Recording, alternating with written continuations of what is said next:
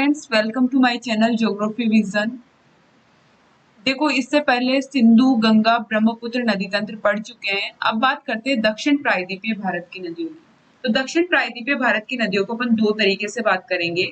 एक तो अरब सागर में जल गिराने वाली नदियां और एक बंगाल की खाड़ी में जल गिराने वाली नदियां।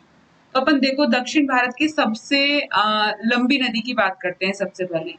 तो दक्षिण भारत की जो सबसे लंबी नदी है वो गोदावरी नदी है। 2 सेकेंड।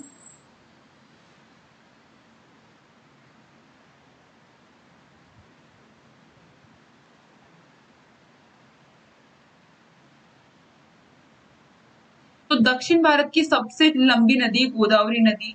इस नदी को वृद्ध गंगा भी बोला जाता है। वृद्ध गंगा, बूढ़ी गंगा और दक्षिण की गंगा भी बोला जाता है।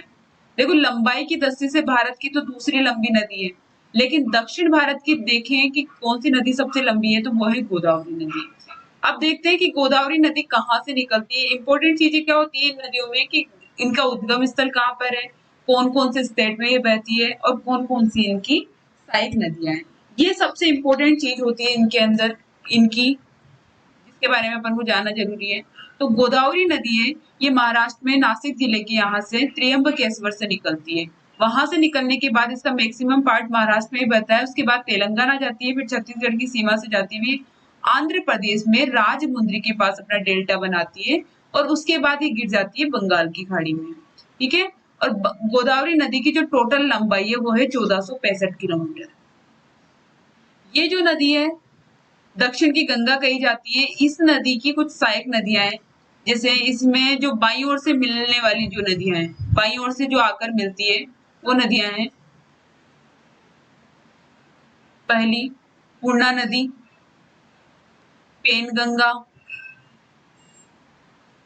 इसके बाद वर्धा नदी और इधर से आती है वेनगंगा। दोनों का संयुक्त होता है, दोनों नदियां कहलाती है प्राणहिता। फिर आगे जाकर ये मिल जाती है इसके अंदर।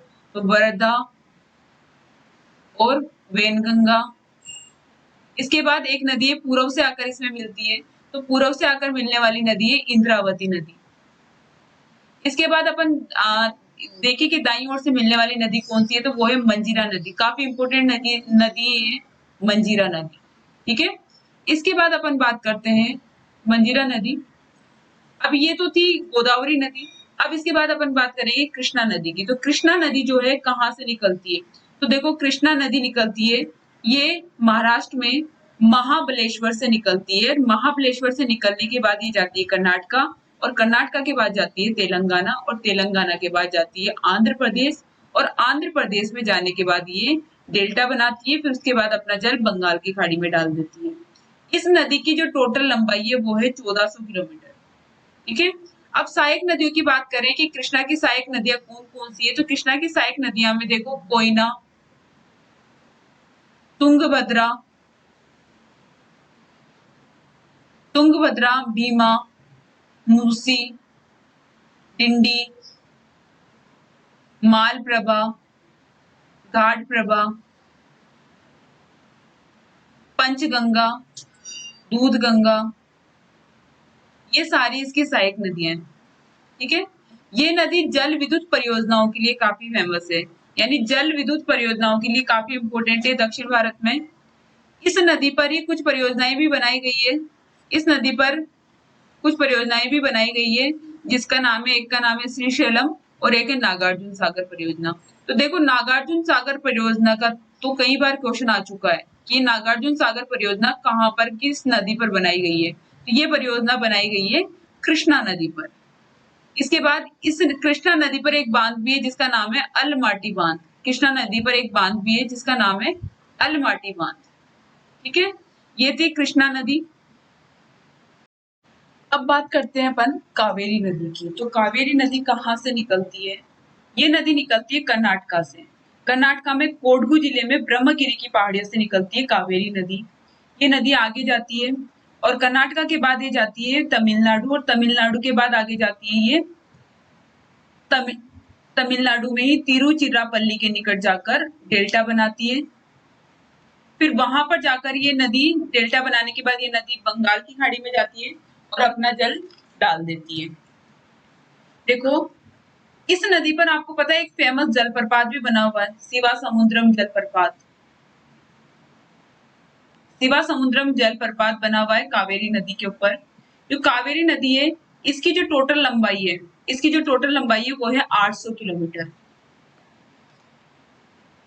इस नदी का जो 56% भाग है, इस नदी का जो 56% क्षेत्र है वो आ जाता है तमिलनाडु के अंतर्गत। आपको दिख भी रहा होगा यहाँ पर, तमिलनाडु के अंतर्गत 56% क्षेत्र, तो ये लगभग 56% क्षेत्र तो तमिलनाडु के अंदर है, और जो बचा हुआ कर्नाटका में 41% है, और कर्नाटका के बाद ये केरल में भी कुछ क्षेत्र इसका प्रवाहित होता है। उसके बाद केरल में इसका लगभग 3% क्षेत्र है। ठीक है, इसके बाद देखते हैं कि इसकी कौन कौन सी सहायक नदियां हैं। तो कावेरी नदी की जो सहायक नदियां हैं वो है काबिनी,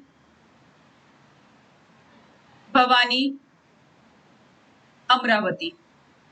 अमरावती जो नदी है वो केरल और कर्नाटका की सीमा से बहती है, यानी इन दोनों की सीमा पर बहती है, फिर उसके में जाकर आगे जाकर तमिलनाडु में जाकर कावेरी नदी से मिल जाती है। ठीक है, ये थी कावेरी नदी। तो अब बात करते हैं महानदी की कि महानदी कहाँ से निकलती है। तो महानदी निकलती है एमपी में अमरकंटक के पठार से निकलती है नदी। अमरकंटक के पठार से निकलने के बाद ये जाती है छत्तीसगढ़ में, छत्तीसगढ़ के बाद उड़ीसा, उड़ीसा में जाने के बाद उड़ीसा के प्रायद्वीप के तट के यहाँ से ये अपना जल गिराती है। यहाँ पर डेल्टा बनाती है प्रायद्वीप में, फिर उसके बाद यहाँ पर बंगाल की खाड़ी में अपना जल गिराती है। इस नदी की जो टोटल लंबाई है वो 858 किलोमीटर है। ये जो नदी है महानदी काफी इंपोर्टेंट नदी है, और ये एक अनुवर्ती नदी है। वैसे तो प्रायद्वीपीय भारत की सभी नदियां अनुवर्ती है। देखो, अनुवर्ती नदी उसे कहते हैं जो कि ढाल के अनुरूप बहती है। ढाल के अनुरूप बहने वाली नदी को कहा जाता है अनुवर्ती नदी। ठीक है, हमने देखा था कि जो हिमालय उपतंत्र की मैक्सिमम नदियां कैसी है, पूर्ववर्ती, यानी पूर्व से जिस जगह से बह रही है अभी भी उस जगह से ही बह रही है। और ये जो प्रायद्वीपीय पठारी भाग की नदियां है वो है अनुवर्ती, यानी ढाल के अनुरूप बह रही है। जैसे अपन ये प्रायद्वीपीय पठारी भाग है, इसका जो ढाल है उत्तर पूर्व की ओर है, इसलिए तो मैक्सिमम नदियां यूं जाकर पूर्व की ओर जाकर गिर जाती है। इसलिए गिरती है क्योंकि ढाल ही प्रायद्वीपीय पठारी भाग का ढाल ही किधर की साइड है, उत्तर पूर्व की ओर। इसकी वजह से अपना जल वो बंगाल की खाड़ी में डालती है। ठीक है, तो हमने इसकी तो नॉर्मल बात तो कर ली। अब बात करते हैं कि जो महानदी है इसका जल ग्रहण क्षेत्र कौन कौन से राज्यों में है। तो देखो, मध्य प्रदेश में है, छत्तीसगढ़ में है, और उड़ीसा के अंदर इसका जल ग्रहण क्षेत्र है। इसका इस नदी का जो लगभग 56% पार्ट है, 56% जो क्षेत्र आ जाता है वो तो कहाँ पर है, मध्य प्रदेश और छत्तीसगढ़ में आ जाता है। और जो रिमेनिंग है 47% भाग इस मतलब इस नदी का जो क्षेत्र है 47% वो उड़ीसा के अंदर आ जाता है। ठीक है, अब इसके सहायक नदियों की बात करते हैं। तो इसकी जो सहायक नदियां हैं, जिसमें बाईं ओर से मिलने वाली सहायक नदियां हैं, शिवनाथ,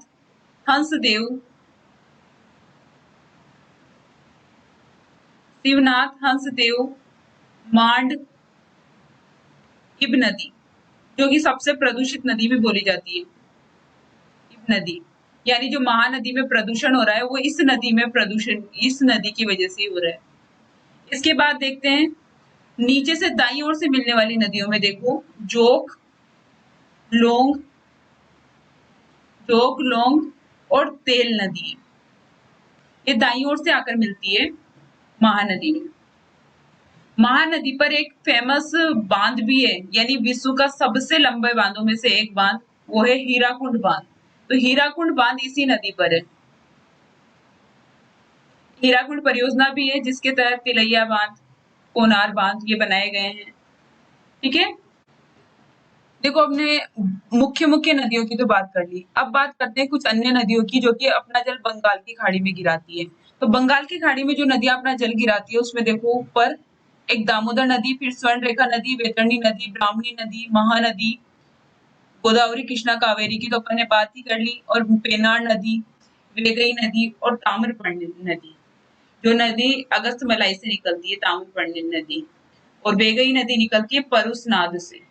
ठीक है, ये कुछ नदियां थी इंपोर्टेंट, छोटी नदियां थी। हमने बड़ी बड़ी नदियों में देखो किसकी बात करी है, एक तो गोदावरी की बात करी है, नासिक जिले से निकलती है, फिर हमने कृष्णा की बात करी है, फिर हमने कावेरी की बात करी है, और फिर महानदी की बात करी है। ठीक है, ये मुख्य मुख्य नदियां थी। अब इस वीडियो के बाद मैं आप लोगों से एक क्वेश्चन पूछना चाहूंगी, अगर आपको आता है तो उसका आंसर जरूर करिएगा। क्वेश्चन है कि विश्व का सबसे ऊंचा बांध कौन सा है और वो कौन सी कंट्री में है और कौन सी नदी पर है। ठीक है, अगर आपको आता है तो कमेंट बॉक्स में इसका आंसर जरूर लिखिएगा। Okay, thank you for watching my video.